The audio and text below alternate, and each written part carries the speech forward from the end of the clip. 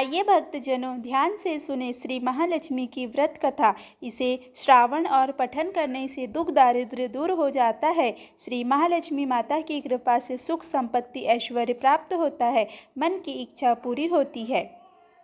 लक्ष्मी माता के अनेक रूप तथा नाम हैं। भूतल में वे छाया, शक्ति, तृष्णा, शांति, जाति, लज्जा, श्रद्धा, कांति, वृत्ति, स्मृति, दया, तुष्टि, माता, अधिष्ठात्री एवं लक्ष्मी के रूप में स्थित है। उन्हें प्रणाम करते हैं। कैलाश पर्वत पर पार्वती, क्षीर सागर में सिंधु कन्या, स्वर्गलोक में महालक्ष्मी, भूलोक में लक्ष्मी, ब्रह्मलोक में सावित्री, ग्वालों में राधिका, वृंदावन में रासेश्वरी, चंदन वन में चंद्रा, चंपक वन में गिरिजा, पद्म वन में पद्मा, मल्टी में मालती, कुंदन वन में कुंददंती, केतकी वन में सुशीला, कदम्ब वन में कदम्बमाला, राजप्रसाद में राजलक्ष्मी और घर घर में गृहलक्ष्मी इन विभिन्न नामों से पहचानी जाती है। इस तरह सर्वदा चारों ओर सर्वभूत में सुपरिचित माता श्री लक्ष्मी की यह कथा है। अब हम इसका श्रावण पठन करेंगे। भारतवर्ष के सौराष्ट्र देश में द्वापर युग की यह कहानी हुई है। सौराष्ट्र में उस समय भद्रश्रवा नाम के राजा थे। वे बड़े पराक्रमी राजा थे। 4 वेद, 6 शास्त्र, 18 पुराणों का उन्हें ज्ञान था। उनकी रानी का नाम सूरत चंद्रिका था। रानी दिखने में सुंदर और सुलक्षणा थी और पतिव्रता थी। उन दोनों को 7 पुत्र और उसके बाद एक कन्या का वरदान मिला था। कन्या का नाम श्याम बाला था। एक बार महालक्ष्मी जी के मन में आया कि जाकर उस राजा के राजप्रसाद में रहे। इससे राजा को दुगुनी धन दौलत की प्राप्ति होगी और वह इस धन दौलत से अपनी प्रजा को और सुख दे पाएगा।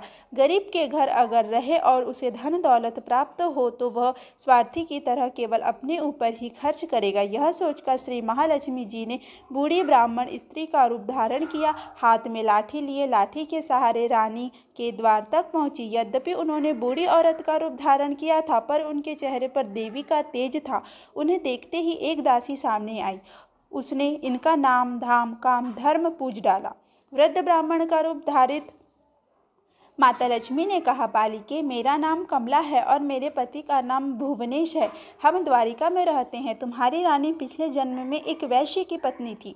वह वैश्य गरीब था। दरिद्र के कारण हर रोज घर में झगड़े होते थे तथा उसका पति रोज उसे मारता था। इन बातों से तंग आकर वह घर छोड़कर चली गई तथा वन जंगल में खाली पेट भटकने लगी। उसकी इस दुर्दशा पर मुझे दया आई, पर मैंने उसे सुख संपत्ति देने वाली श्री महालक्ष्मी की कथा सुनाई। मेरे कहने पर उसने श्री महालक्ष्मी का व्रत किया। श्री महालक्ष्मी प्रसन्न हुई। उसकी गरीबी दूर हुई। उसका घर संसार दौलत संतति संपत्ति से भर गया। बाद में पति पत्नी दोनों परलोक सिधारे। लक्ष्मी व्रत करने के कारण वे लक्ष्मी लोक में रहे। उन्होंने जितने साल महालक्ष्मी का व्रत किया उतने हजारों साल उन्हें सुख भोग मिला। इस जन्म में उसका जन्म राजघराने में हुआ है, परंतु वह श्री महालक्ष्मी का व्रत करना भूल गई। उसे यह याद दिलाने मैं यहाँ आई हूँ। बुढ़िया की बातें सुनकर दासी ने उन्हें प्रणाम किया तथा श्री महालक्ष्मी का व्रत किस तरह किया जाए इस बारे में पूछा। बुढ़िया रूप धारण किए हुए श्री महालक्ष्मी माता ने दासी को पूजा की विधि तथा महिमा बताई। इसके बाद वह दासी माता को प्रणाम कर रानी को बताने अंदर चली गई।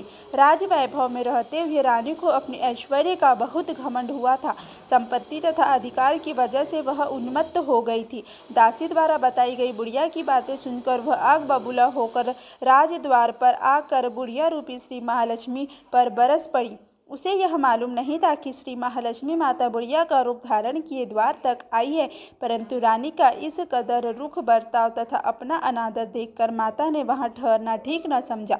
वे वहां से चल पड़ी। राह में उन्हें राजकुमारी श्यामबाला मिली। उन्होंने श्यामबाला को सारी बात बताई। श्यामबाला ने अपनी ओर से श्री महालक्ष्मी माता से क्षमा मांगी। माता को उस पर दया आई। उन्होंने श्यामबाला को श्री महालक्ष्मी व्रत के बारे में बताया। उस दिन अगहन मार्गशीर्ष माह का पहला गुरुवार था। श्यामबाला ने परम श्रद्धा से श्री महालक्ष्मी का व्रत रखा। फलस्वरूप राजा सिद्धेश्वर के सुपुत्र मालाधर से उसका विवाह हुआ। वह धन दौलत ऐश्वर्य वैभव से मालामाल हो गई। पति के साथ ससुराल में आनंद से दिन बिताने लगी। इधर श्री महालक्ष्मी का रानी पर प्रकोप हुआ। फलस्वरूप राजा भद्रश्रवा का राज्य एवं राज कारोबार नष्ट हो गया। यहाँ तक कि खाने के लाले पड़ गए। ऐसी हालत में एक दिन रानी ने राजा से निवेदन किया, हमारा दामाद इतना बड़ा राजा है, धनवान है, ऐश्वर्यशाली है, क्यों न उसके पास जाए, अपना हाल उसे बताए, वह जरूर हमारी मदद करेगा। इस बात पर राजा भद्रश्रवा दामाद के पास रवाना हुए। राज्य में पहुंचकर एक तालाब के किनारे थोड़ी देर विश्राम लेने के लिए ठहरे। तालाब से पानी लेने जाते जाते दासियों ने उन्हें देखा। उन्होंने विनम्रता से उनकी पूछताछ की। जब उन्हें यह मालूम हुआ कि वे रानी श्यामबाला के पिता हैं तो दौड़ते हुए जाकर उन्होंने रानी को सारी बात बताई। रानी ने दासी के हाथ राज परिधान भेजकर बड़े ठाठ से उनका स्वागत तथा आदर सत्कार किया, खान पान करवाया। जब वे लौटने लगे तो सोने की मोहरों से भरा घड़ा दिया। राजा भद्रश्रवा जब वापस लौटे तो उन्हें देखकर रानी सूरत चंद्रिका खुश हुई। उन्होंने सोने की मोहरों से भरे घड़े का मुंह खोल पर हाय भगवान, घड़े में धन के बदले कोयले मिले। यह सब श्री महालक्ष्मी के प्रकोप से हुआ। इस प्रकार दुर्दशा में और कई दिन बीत गए। इस प्रकार रानी स्वयं अपनी कन्या के पास गई। वह दिन अगहन माह का अंतिम गुरुवार था। श्यामबाला ने श्री महालक्ष्मी का व्रत किया, पूजा की, अपनी माता से भी व्रत करवाया।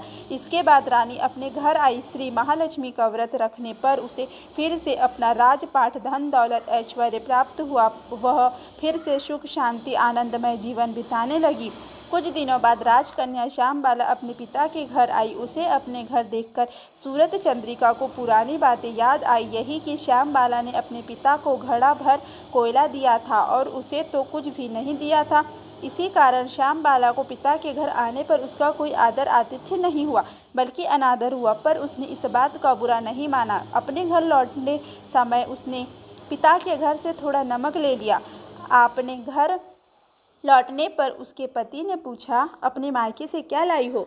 इस पर उसने जवाब दिया, वहाँ का सार लाई हूँ। पति ने पूछा, इसका मतलब क्या हुआ? श्यामबाला ने कहा, थोड़ा धीरज रखे, सब मालूम हो जाएगा। उस दिन श्यामबाला ने सारा भोजन नमक डाले बिना बनाया और परोसा। पति ने खाना चखा। सारा खाना नमक बिना था, इसीलिए स्वाद न आया।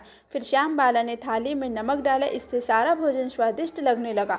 तब श्यामबाला ने पति से कहा, यही है वह मायके से लाया हुआ सार। पति को उसकी बात सही लगी। फिर वह दोनों हंसी मजाक करते हुए भोजन करने लगे। कहा गया है कि इस तरह जो कोई श्रद्धा भाव से श्री महालक्ष्मी की पूजा करे और उसे माता की कृपा प्राप्त होती है, सुख, संपत्ति, शांति प्राप्त होती है और सभी मनोकामनाएं पूरी होती है। परंतु यह सब प्राप्त होने पर माता की पूजा को भूलना नहीं चाहिए। हर गुरुवार को व्रत पाठ अवश्य करना चाहिए। इस तरह श्री महालक्ष्मी की महिमा भक्तों की मनोकामना पूरी करती है।